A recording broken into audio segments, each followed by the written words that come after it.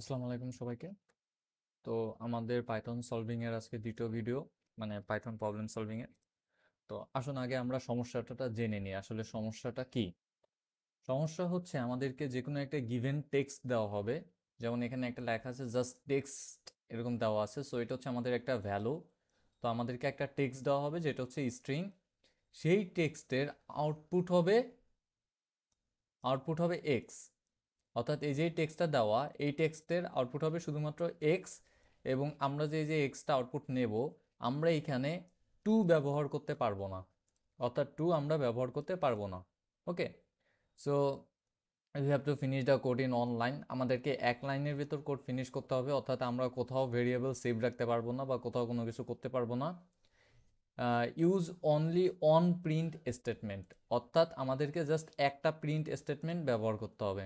এবং আমরা এই প্রবলেমটা যেখানে পাইছি সেটা একটা এমসিকিউ ছিল, এবং এটা আমরা ইউটিউব থেকে নিয়েছি। ইউটিউবের একটা এমসিকিউ ছিল যে টেক্সট আছে, তো এখন কি করলে আমরা এক্স পাবো উইথাউট ইউজিং টু এবং স্প্লিট।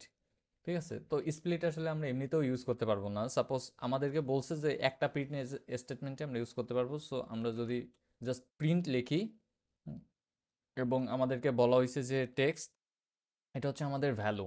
ওকে, সো এখন এখানে যদি আমরা ডট স্প্লিট নিই, তাহলে আমরা এটা ব্যবহার করতে পারবো না। কেন না, এটা হচ্ছে আপনার মানে কি বলে লিস্ট আকারে চলে আসবে।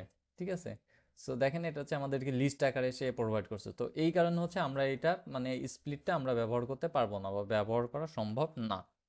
ওকে, তো আমাদেরকে বলছে যে আমরা টু ও ব্যবহার করতে পারবো না। এখন কথা হলো যে টু এর সাথে এর কি সম্পর্ক। সাপোজ আমি এইটুকু হচ্ছে কপি করে নিই, হ্যাঁ, এবং এখানে বসাই দিই।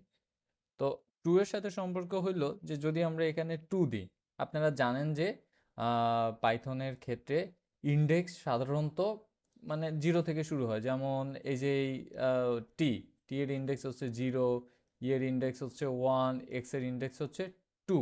তার মানে হচ্ছে আমরা যদি টু দিই, আমরা যদি টু দিই এবং এটাকে যদি রান করি, তাহলে আমাদেরকে এক্স আসবে। কিন্তু এখানে শর্ত দেওয়া ছিল যে আমরা টু ব্যবহার করতে পারবো না। তাহলে এখন আমরা কি করব? এখন আমাদের করণীয় কি আছে? যেহেতু টু ব্যবহার করতে পারবো না এবং তারা আমাদেরকে কোনো কিছু বলে না যে প্লাস মাইনাস এগুলো ব্যবহার করা যাবে না, এরকম কোনো কিছু বলে না, সেটা আমরা একটা কাজ করতে পারি। আমরা এখানে ওয়ান প্লাস ওয়ান ব্যবহার করতে পারি। এবং এখন যদি আমরা রান করি, দেখেন at the same time same answer, অর্থাৎ এক্স চলে আসছে। তো আমি যেখান থেকে নিয়েছি সেখানের রেজাল্টটাও ঠিক সেম ছিল। তারাও ওয়ান প্লাস ওয়ান ব্যবহার করছে এবং এটা ব্যবহার করে এটার মাধ্যমেই আমরা মূলত এক্সটাকে গেট করছি, টু ব্যবহার না করে। সো এখানে যেটা হয়েছে যে ব্র্যাকেটের ভিতরে আমরা ওয়ান প্লাস ওয়ান দিয়েছি, তার মানে হচ্ছে ওয়ান প্লাস ওয়ান টু হইলো। এখানে যদি আমরা টু দিই তাহলে এখানে থ্রি আসবে, টি আসবে। সো এইভাবে আসলে আমরা এটাকে ইভালুয়েট করছি। ওকে, সো আমাদের কারেক্ট অ্যান্সার হচ্ছে print text on plus one. আমরা এখানে স্প্লিট ব্যবহার করতে পারবো না।